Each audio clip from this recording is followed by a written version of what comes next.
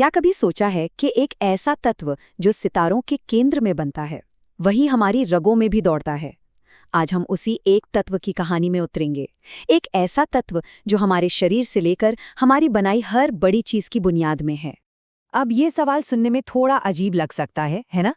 पर इसका जवाब विज्ञान और इंजीनियरिंग के एक बहुत ही शानदार संगम को दिखाता है।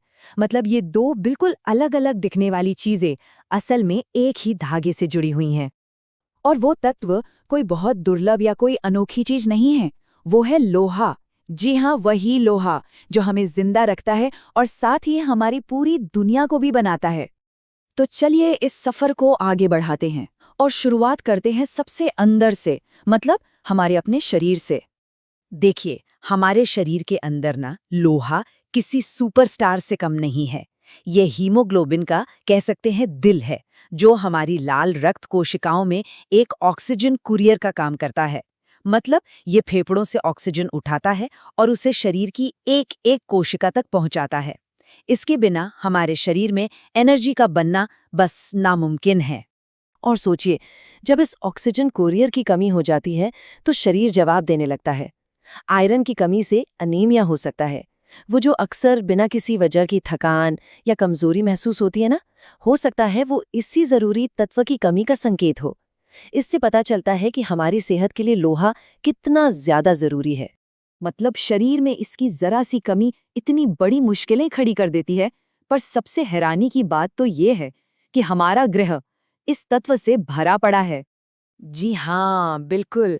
ऑक्सीजन, सिलिकॉन और एल्यूमिनियम के बाद पृथ्वी की पपड़ी में लोहा ही सबसे ज्यादा पाया जाता है।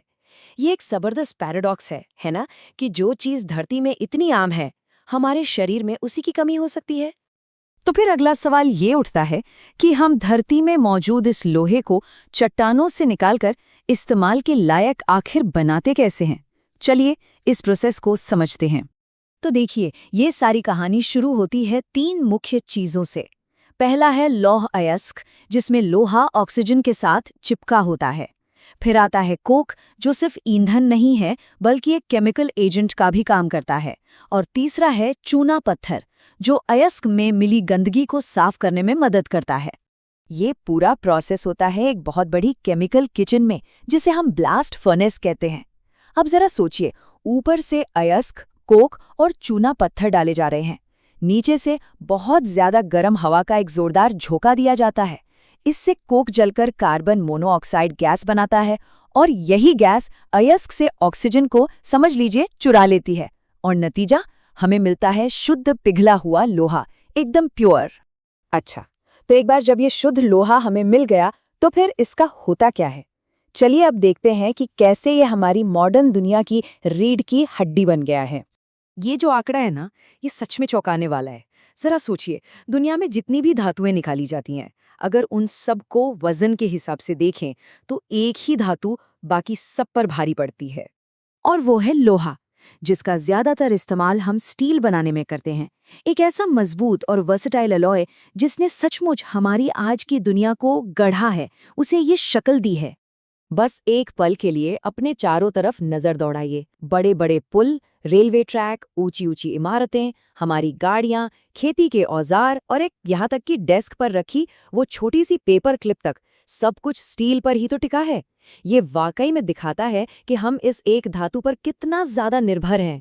लेकिन लोहे पर हमारी इस जबरदस्त निर्भरता के साथ एक इसका कुदरती दुश्मन भी आता है, और वो है इसकी सबसे बड़ी कमजोरी, इसका धीरे धीरे खत्म होना, यानी जंग लगना। जंग तो हम सबने देखी है। इसे आप एक धीमी रासायनिक आग की तरह समझ सकते हैं, जिसे ऑक्सीडेशन कहते हैं। होता क्या है कि जब लोहा हवा में मौजूद ऑक्सीजन और नमी के संपर्क में आता है तो ये धीरे धीरे उस लाल भूरे पाउडर में बदलने लगता है, जिसे हम जंग कहते हैं। तो प्रॉब्लम का फॉर्मूला बहुत सिंपल है, लोहा, ऑक्सीजन और पानी। जब ये तीनों मिलते हैं तो जंग लगती है। और हमारा लक्ष्य हमेशा इसी इक्वेशन को तोड़ना होता है, ताकि लोहा सेफ रहे। और अच्छी बात यह है कि इसके लिए हमारे पास कई स्मार्ट तरीके हैं। जैसे पेंट करना, ये हवा और नमी के खिलाफ एक दीवार बना देता है, जैसे हमारे घरों के दरवाजों पर पेंट होता है। तेल या ग्रीस लगाना भी यही काम करता है। साइकिल की चेन याद है ना, फिर आता है गैल्वेनाइजेशन, जिसमें जिंक की एक परत लोहे के लिए खुद को कुर्बान कर देती है। और हाँ, स्टेनलेस स्टील, उसमें तो हम लोहे की केमिकल बनावट ही बदल देते हैं ताकि उस पर जंग लगे ही नहीं। चलिए अब थोड़ा आगे का सोचते हैं और ये देखते हैं कि हम इस सदियों पुरानी धातु के साथ एक सस्टेनेबल भविष्य के लिए क्या नए नए इनोवेशन कर रहे हैं।